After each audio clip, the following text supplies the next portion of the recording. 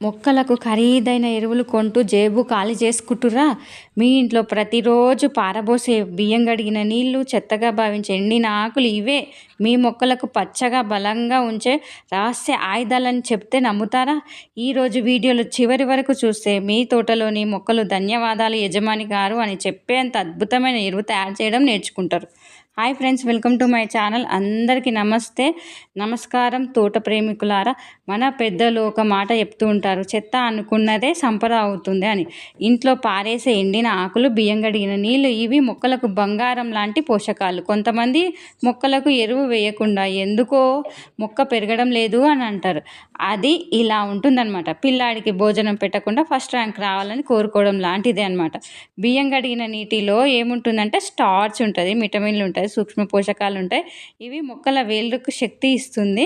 చూడండి, ఇవి ఎండిన ఆకులు అంటే తులసి ఆకులు, ఇంకా వామ ఆకులు, ఇంకా ఇట్లాంటివన్నీ మెడిసినల్ వాల్యూస్ కలిగిన ఆకులన్నీ అన్నీ ఎండబెట్టేసుకుంటే అట్లా అయినాయి అనమాట. ఇవి బియ్యం కడిగిన నీళ్ళల్లో వేయాలి. వేళ్ళు బలంగా ఉంటేనే చెట్టు నిలబడుతుంది. కొంచెం పటిక వేయాలి, బెల్లానికి బదులుగా పటిక అనమాట.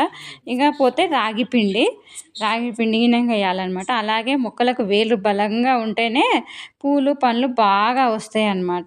ఇక కొందరి మొక్కలు ఎందుకు బలహీనంగా ఉంటాయంటే రోజు మొబైల్ చూస్తున్న విద్యార్థిలా ఉంటాయి, పోషకాలు లేక అలసిపోయినట్టు అనమాట. ఎండిన ఆకులను చాలామంది కాల్చేస్తారు, కానీ అవి ప్రకృతి ఇచ్చిన ఉచిత ఎరువు అనమాట. చూడండి, ఇట్లా తయారైపోయింది. చూడండి, అవన్నీ ఎండిన ఆకులన్నీ మళ్ళీ ఇట్లా అయిపోయినాయి అన్నమాట. ఆకులు కుళ్ళినప్పుడు నత్రజని, పొటాషియం, సేంద్రియ పదార్థాలు మట్టిలో కలుస్తాయి. మన పెద్దలు చెప్పిన మాట, ఆకులు రాలిపోతే కొత్త చిగుళ్ళు వస్తాయని. ప్రకృతిలో ఏది వృధా కాదు. ఒక ఎండిన ఆకు ఇంకో ఆకుతో ఇలా అంటుందంట, నన్ను చెత్త అనుకుంటారు కానీ రేపు నేనే ఎరువుగా మారి మొక్కకు రాజులా పెంచుతా. ఇప్పుడు ఎరువు ఎలా తయారు చేయాలో చూశారు కదా.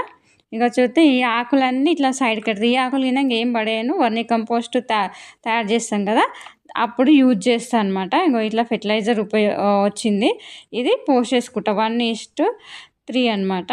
ఇకపోతే ఆ ఎండిన ఆకులకు చిన్న చిన్న ముక్కలుగా కట్ చేసి గినంగా ఎండలో పెట్టుకోండి. అవి సేకరించి ఒక దాంట్లో పెట్టేసుకోండి. అప్పుడు మొక్కలకు యూజ్ చేస్తూ ఉండండి. ఇకపోతే ఇది రోజుకు ఒకసారి అట్లా కొంచెంగా అయినంగా వేస్తూ ఉండొచ్చు అనమాట. ఇది ఏ మొక్కలకంటే జాస్మిన్, గులాబీ, కరివేపాకు, మిర్చి, టమాటా అన్నిటికీ ఉపయోగపడుతుంది. ఎరువు వేసిన తర్వాత మొక్కలు ఇలా అంటున్నాయంట, అయ్యో ఈరోజు స్పెషల్ భోజనం వచ్చింది అని. పోతే ఈ ఎరువు వల్ల ఆకులు పచ్చగా ఉంటాయి, వేళ్ళు బలంగా అవుతాయి, మట్టి ఆరోగ్యంగా ఉంటుంది, పూలు ఎక్కువగా వస్తాయి, మొక్కలు ఉత్సాహంగా పెరుగుతాయి అన్నమాట. ఇక మంచి విత్తనం వేసిన వాడు మంచి పంట కోస్తాడు. మంచి ఎరువు వేస్తే మంచి మొక్కలు వస్తాయి అన్నమాట. ఒక మొక్క ఇంకో మొక్కతో అడిగిందంట, నువ్వు ఇంత పచ్చగా ఎందుకున్నావు అని. అది చెప్పిందంట, మా యజమాని బియ్యం కడిగిన నీళ్ళు పోస్తాడు, అందుకే నేను పచ్చగా ఉన్నా అని. ఇకపోతే మా యజమాని సెల్ఫీలు మాత్రమే తీస్తుంటాడని ఆ మొక్క చెప్పింది. అందుకే ఫ్రెండ్స్, మొక్కలకు ఫోటోలు కాదు, ఎరువులు కావాలి.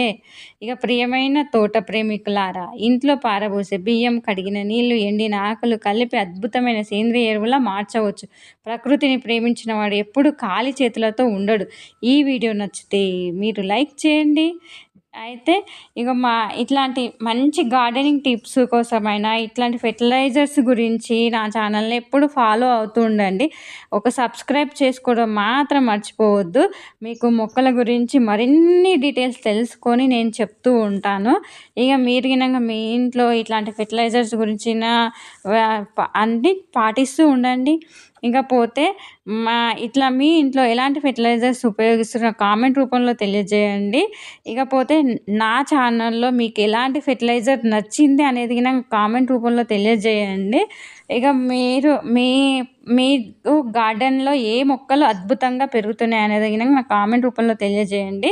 ఇకపోతే ఈ వీడియో నచ్చితే లైక్ చేయండి, షేర్ చేయండి, గార్డెనింగ్ ప్రేమికులకు పంచండి. మరిన్ని అద్భుతమైన తోట రహస్యాల కోసం ఛానల్ సబ్స్క్రైబ్ చేసుకోండి. ధన్యవాదాలు. మీ మొక్కలు పచ్చగా పెరగాలి, మీ తోట పూలతో నిండిపోవాలి. Thank you so much.